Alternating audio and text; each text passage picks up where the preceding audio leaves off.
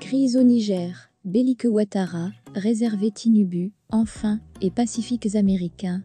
Pour plus d'informations sur ce sujet, retrouvez-nous après le générique. Mais avant de commencer, n'oubliez pas de vous abonner et d'activer la cloche de notification pour ne pas manquer nos prochaines vidéos. Bon visionnage.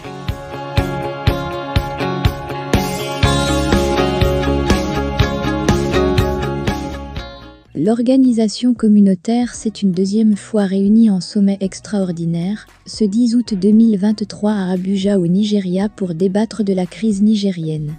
De purement économique, cette institution devient politique et outrepasse ses prérogatives. La CEDEAO est une organisation pour promouvoir le développement économique de ses membres et aucun texte l'instituant n'a intégré un volet politique à sa création en 1975.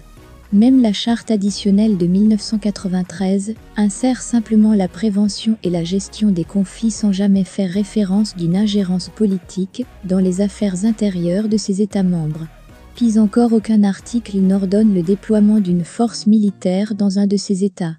Comment d'une organisation purement économique, qui suppose la libre circulation des personnes et des biens, cette CEDEAO incapable de s'unir pour créer une monnaie commune, une mutualisation des ressources pour une industrialisation, un développement économique et des infrastructures, est-elle devenue un organisme purement politique laissant de côté les idéaux qui ont nécessité sa création?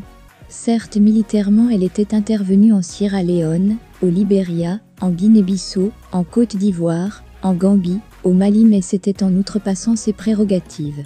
Hier à Abuja, lors du deuxième sommet extraordinaire sur le Niger, les États de la CEDEAO n'ont montré que des muscles en affirmant ordonner l'activation immédiate de sa force d'intervention et le déploiement de la force en attente.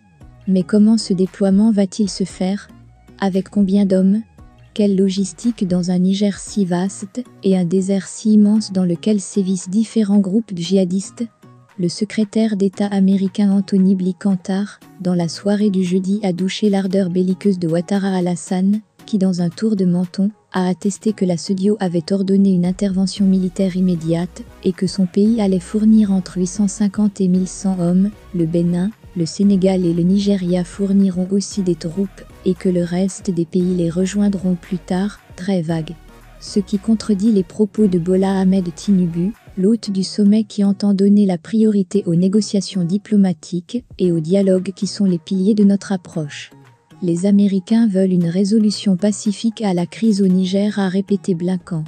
Les États-Unis apprécient la détermination de la CEDEAO à explorer toutes les options pour une résolution pacifique de la crise, dit un communiqué du département d'État. Cela suppose qu'aucun appui financier, logistique ou militaire n'est envisagé en cas d'utilisation de la force.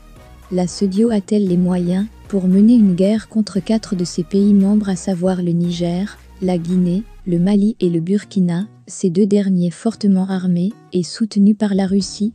Ou bien compte-t-elle sur le soutien de la France qui, sans l'appui logistique des USA, s'est toujours enlisée seule dans des guerres? La sagesse suppose de trouver une issue pacifique à la crise au Niger, car une guerre fera exploser tout le Sahel et l'Afrique de l'Ouest.